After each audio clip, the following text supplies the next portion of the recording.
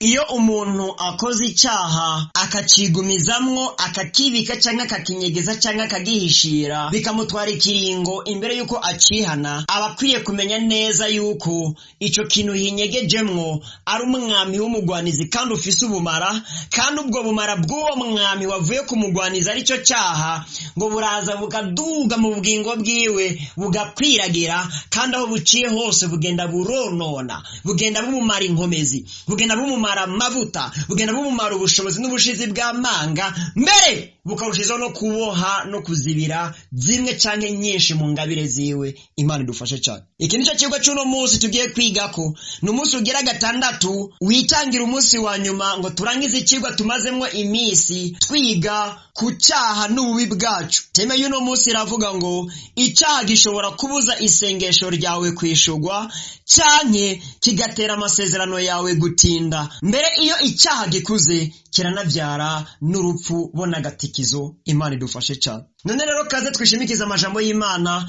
twumva ico Uhoraho Imana avugana nacu kuri uno munsi. Nongeye kubaha akazi rigera, kandi ikiganiro muriko murumva ni ikiganiro civuga butumwa ijambo ry'umunsi. Jewe ngitunganya nkongera nkanagishikiriza nitwa Iradi Ndiho kubgayo, nkaba ndi mwene so mugakiza irigera, kandi kaze cyane.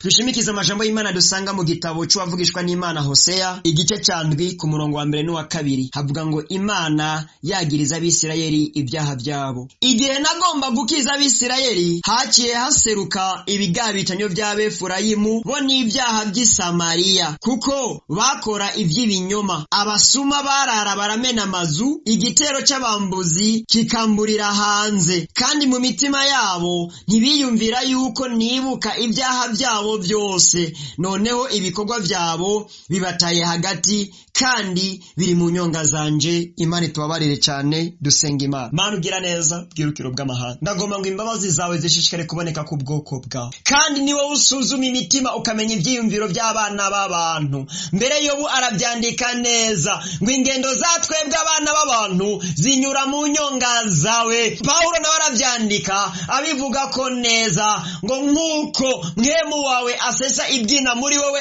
Uhoraho, ngo niko na mwemu w'umuntu asesa ibiri byina mu muntu. None kibirenge kizima ko uwo mwemu twamuhawe nawe agasesa ibiri byina muri twebwe. Mbega hari ikintu na kimwe cokoreka mu mwana w'umuntu mbega utomenya canke kwijisho ryawe ribona hose n'ibyini kuzimu?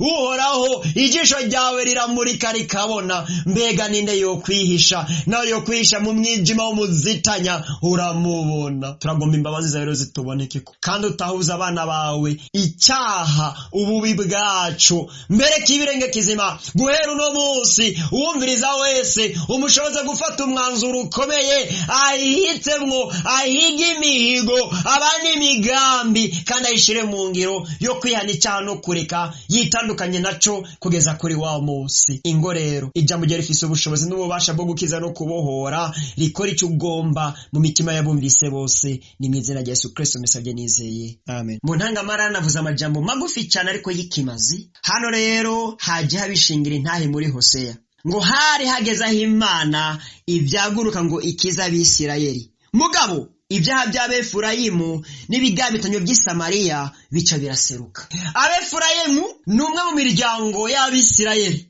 n'Abisamariya nabo bari mu bwoko bw'Abisirayeli. Mugabo uko ari imiryango ibiri, Abefurayimu n'Abisamariya, ibyaha byabo byatumye ugutabara kuhoraho ku bwoko bw'Abisirayeli bwose guhagarara. Nawe mu mwana w'umuntu urashobora kuba waragororotse ego murasenga, ego urakora ibikorwa by'Imana bitari bike, mbere urakora n'ibikorwa by'urukundo bitari bike, mugabo nimba hari icyo Imana ikugayako kandi icyo Imana ikugayako ukaba waragihishiriye ukagifukafuka ukanka kuciyambura, icyo nyene kirashobora kuzibira imwe mu migisha yawe, kirashobora kuzibira amwe mu masengesho yawe, kirashobora kudindiza amwe mu masezerano yawe. Twamagariwe kwera nk'uko Data wo mw'ijuru ari uwera. Wiyambure icyaha n'igisa nacyo, byose ubyiyambure na bya bindi bikunda kukwizingirako, kugira ngo na cyane cyane inzamba niyavuga bitazokubuza gushika mu ijuru. Nuzovuga ngo Mana ngo nari nihanye ngo ibitari bike ngo natsinzwe na kimwe, icyo nyene cyagutsinze Satani aragihagararako kikabuza imigisha myinshi kuri wowe ukiri muzima, kandi niwagipfana kizogutwara no muri gihono. Imana tubabarire cyane. Ku murongo wa 2 hano ku gice cyandwi muri Hoseya habivuga neza ngo kandi mu mitima yabo ntibigera biyumvira yuko nibuka ibyaha byabo byose, ngo noneho ibikorwa byabo bibataye hagati kandi biri mu nyongazanyo. Ego pasiteri wanyu ntabizi, cyangwa umwungere wanyu ntabizi, cyangwa umurongozi wanyu muri korale ntabizi, ababyeyi bawe ntibabizi, abo mukorana ibikorwa by'Imana ntibabizi ko hari ibyaha wahishiye, ko hari ibyaha wakoze ukanka kwihana, ukabinyegeza ukabipfukafuka. Mugabo ngo Imana yo irabizi, kandi niyo ihezagira, niyo itabara, ni nayo ishitse amasezerano. None ko abinyegeje abana b'abantu bataco mupfa canke mupfana, ariko Imana yo iguhezagira, yo yishura amasengesho yawe, yo igutabara iyo utabaje, ikabibizi. Urimvira ngo bizocura iki? Ivyo byaha wakoze ntukabinyegeze, vyihano bireke. Kandi undi munsi nivyashika ukagwa mu cyaha, uzunyaragasa ucihane. Kubera iki? Hari ibindi ngaruka mbi y'icyaha, hari ikindi cyago gikomeye cyane gose c'icyaha, hari ubundi bubisha, hari ayandi magorwa akomeye azanana ku cyaha. Iyo ukigumanya ukanka kucihana ukakibika ngo kiragirane kirakura, kimaze gukura ngo bigenda gute? Tuharangirize.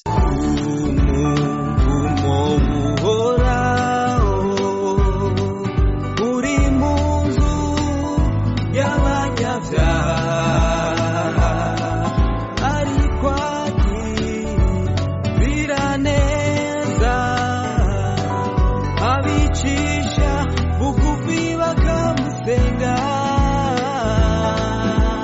Mucete umukozi w'Imana Yakobo yandikiye ishengero igice ca mbere ku murongo wa 13 na 15 havuga ngo byo kwihanganira ibigerageza. Umuntu niyageragezwa gukora ibibi yoye kuvuga ngo Imana niyo ingerageje, kuko Imana itageragezwa n'ibibi kandi nayo ntawe ibigerageresha. Ariko umuntu wese ageragezwa iyo akwezwe n'ibyo yifuza bikamusuka. 15 niho ngomba guhagarara. Maze uko kwifuza gutwara inda kukabyara icyaha, icyaha kimaze gukura kikabyara urupfu. Imana itubabarire cyane. Wumvise andi magorwa akomeye. Nimba warakoze icyaha reka kukinyegeza, uzogifuka n'ubureta cyangwa n'ibihunda, mugabo ngo iminsi yose uzokimarana utaracihana ngo kirakura. Kandi iyo gikuze ngo kibyara iki? Kibyara urupfu. Benshi barapfuye, ego mu buryo bw'umubiri baracyari bazima, mugabo barapfuye mu buryo bw'imwemu. Kubera iki? Bakoze ibyaha barabihishira, nabyo birakura.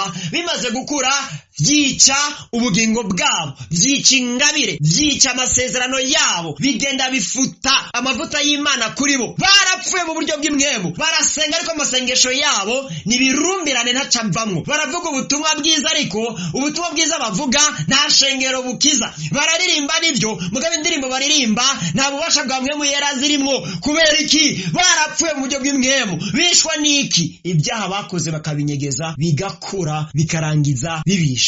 Usomye muri Yohana 10:10 harabivuga neza ngo ikiza na Satani ni ukwiba n'ukwica no gutikiza. Uko kwiba no kwica no gutikiza Satani ntabirangura mu buryo busanzwe, ni ibyaha ateza abantu. Agutaye mu cyaha ukakigumamwo ntukihane, ico cyango kiraza kikiba umunezero wawe. Kuko uri umukristo wakoze icyaha, nawe ubinyegeza abo mukorana ibikorwa cyangwa abakurongoye mu rusengero, wowe wenyene uragumana ijwi rikwagiriza mu mutima ko wakoze icyaha. abandi batabimenya, wowe urabizi neza ko wakoze icyaha kandi ko wakinyegeje. Iryo jwi rero rikwagiriza riraza rikakwiba umunezero. Umaze kunyaga umunezero n'amahoro aragenda. Amahoro amaze kugenda, ukwizera kwawe kurapfa. Icyaha kikiba umunezero kikica ukwizera. Ukwizera kumaze gupfa no mu buryo bw'imhemu nawe birangira upfuye, kuko atakwizera nta kugororoka, atakugororoka nta gakiza, atagakiza hari ukurimbuka. Niyo mpamvu benshi n'ugupfa bapfirayo, agatikizo kakaba karaje. Hapfuye umwe, hapfuye babiri, hapfuye n'uwundi wa gatatu, agatikizo mu ishengero, agatikizo mu bikorwa by'Imana, agatikizo mu makorare. Imana dufashe cyane. Impanuro y'uno munsi niyi: ntukame wiyumvira ngo uzokoma wihana kuwa gatandatu no kuwa Mungu iyo amiga akoranye, canke mu bikorane, canke ngo uzokoma wihana mu kurangiza umwaka, canke ngo indwi itanguye, canke ngo ukwezi gutanguye. Wihana iyo wakoze icyaha. Bishitse ugacumura, ubwo nyene mwemu w'Imana nimba umufise azokubwira ati mwana w'Imana wacumuye. Nturindire rero ngo nimba ari kuwa mbere ngo urindire kwa Mungu. Rondera abakozi b'Imana nimba bari hagufi, genda kwa mwarimu, genda kwa diakoni, genda kwa pasiteri. Fasha gutunganya ubugingo. Ntatsinzwe naguye mu cyaha kinaka. Umukozi w'Imana aguhanure, akuremeshe kandi agusengere. Nimba atari hagufi yawe, ku matelefone barahari, vugana n'umukozi w'Imana ugitsinzwe n'icyaha, kugira ngo icyo cyaha ntukigumane muri wowe ngo kimare iminsi, hama gishishikare kwangiriza byinshi mu migisha yawe, cyangirize byinshi mu masezerano yawe, kigende kinyoye ingabire yawe n'amavuta yawe, usigara atacyumariye Imana mu bikorwa byayo mu minsi yose uzokimarana. Icyaha n'intumwa y'umugwanizi. Nukwiye kwibikamwe intumwa y'umugwanizi, kuko iminsi yose izomarana iyo ntumwa y'umugwanizi muri wewe, izorangura ibyo umugwanizi yayitumye, izokwiba, yice kandi itikize mu bugingo bwawe. Kandi ngo icyaha iyo ukibitse ngo kirakura, kimaze gukura ngo kibyara urupfu. Benshi bagenda barapfuye, tubabona yuko umenga ni bazima, ariko mu buryo bw'imhemu ari ibiti byumye mbere byanabunzwe guhera mu mizi. Imana itubabarire cyane. Iki cyari ikigwa cy'uno munsi, kandi wari umunsi ugira gatandatu mu minsi indwi tuzomara turiko turaganira ku by'icaha n'ububi bwacu. Ku munsi w'ejo ari wo wa nyuma tuzoganira ku buryo bwiza bwo kunesha icyaha.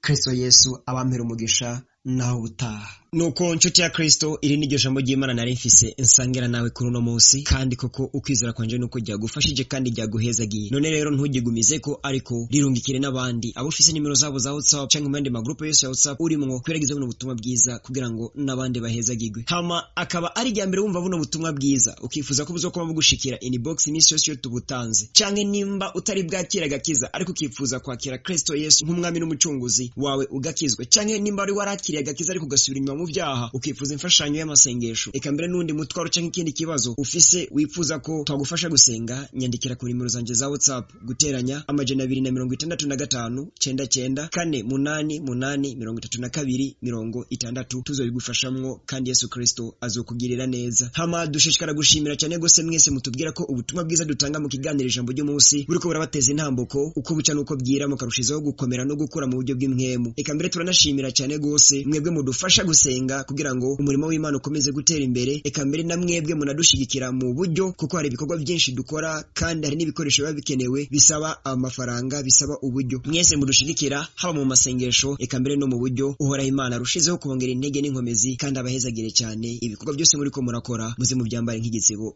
kuri wa munsi naho ubutaha. Muzigamwe cyane.